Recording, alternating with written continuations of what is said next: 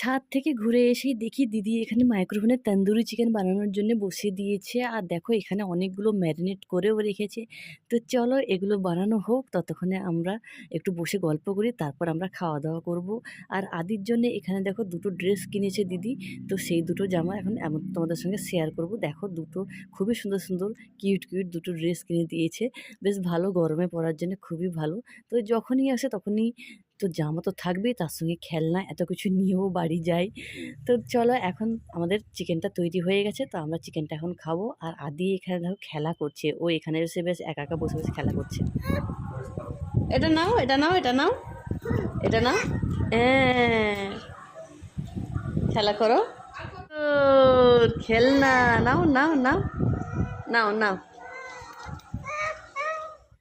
তারপর আমরা বসে বসে এখানে চিকেনটা খাচ্ছিলাম আর খুবই টেস্টি হয়েছিল। দেখা হচ্ছে তোমাদের সঙ্গে আবার অন্য কোনো ব্লগে। টাটা, ভালো থেকো।